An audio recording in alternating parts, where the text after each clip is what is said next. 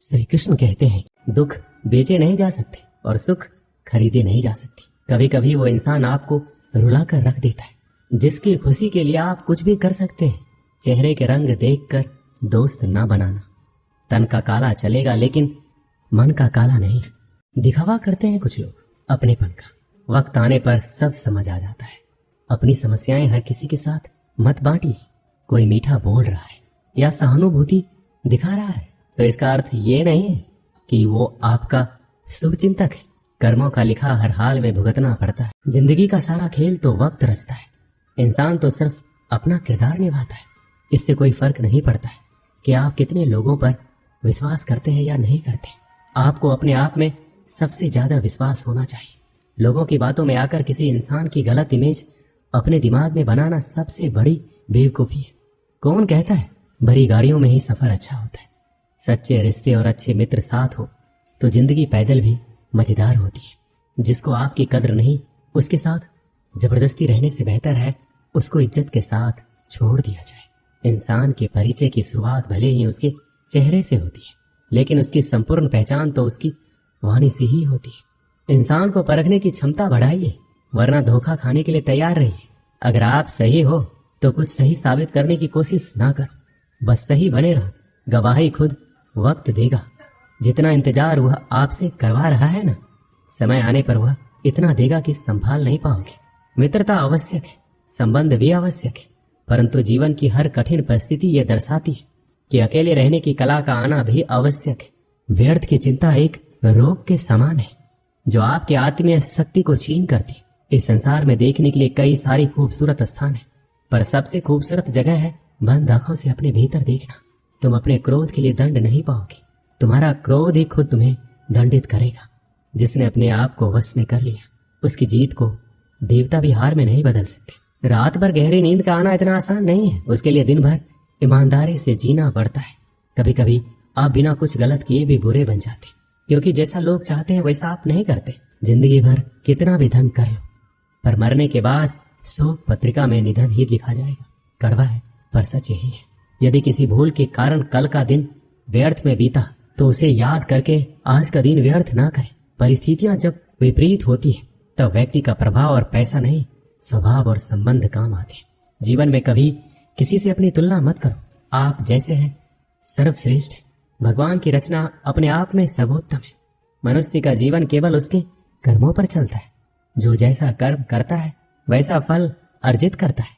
इंसान उतना ही बड़ा बन सकता है जितना बड़ा वह सोच सकता है।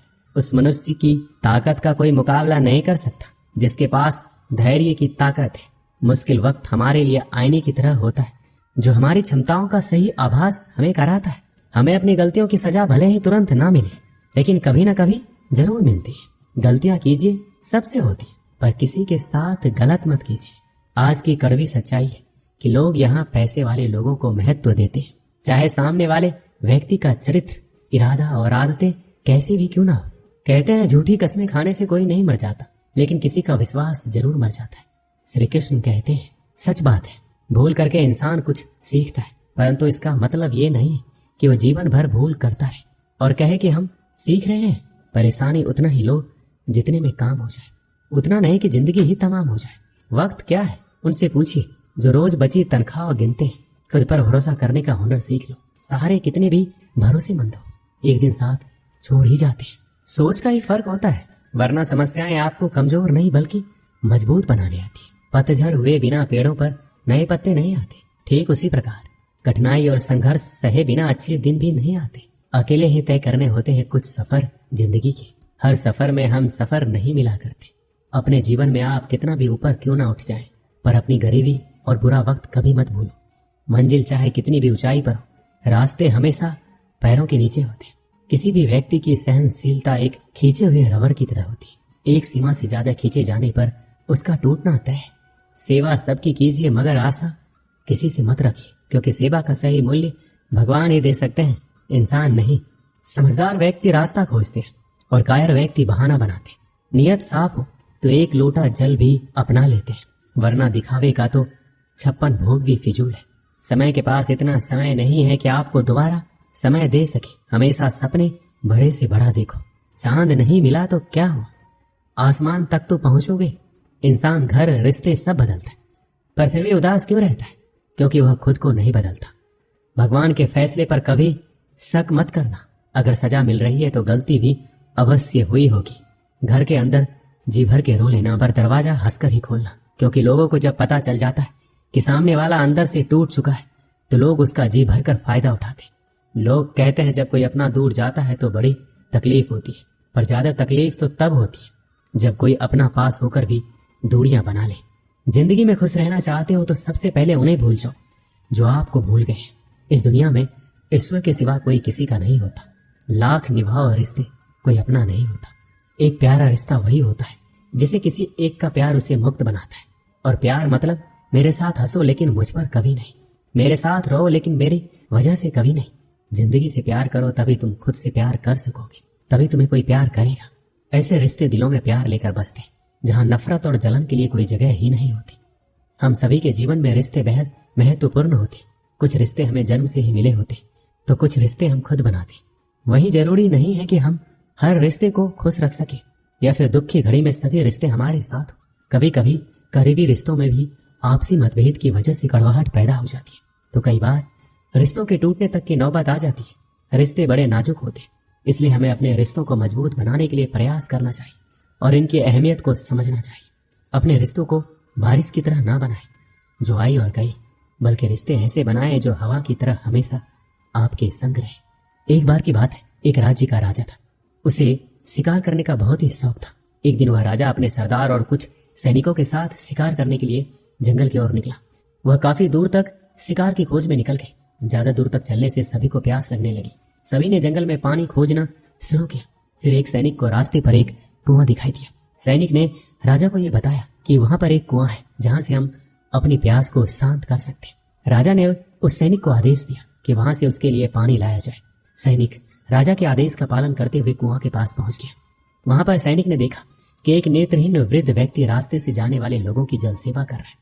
सैनिक उस नेत्रहीन वृद्ध व्यक्ति के पास गया और बोला, हे पनिहारे, एक लोटा पानी दे, हमें कहीं आगे जाना है। ये सुनकर उस वृद्ध व्यक्ति ने जवाब दिया, यहाँ से चला जा मूर्ख, मैं ऐसे लोगों को पानी नहीं पिलाता। यह सुनकर सैनिक तुरंत वहां से चला गया। ये बात सैनिक ने राजा के सरदार को जाकर बताई। फिर सरदार उस नेत्रहीन वृद्ध व्यक्ति के पास गया और कहा, ए बूढ़े, हमें प्यास लगी है, एक लोटा पानी दे। ये सुनकर उस नेत्रहीन वृद्ध व्यक्ति ने फिर पानी पिलाने से मना कर दिया। राजा की प्यास बढ़ती ही जा रही थी। सरदार ने राजा से कहा, उस कुएं पर एक नेत्रहीन व्यक्ति है जो पानी पीने से मना कर रहा है।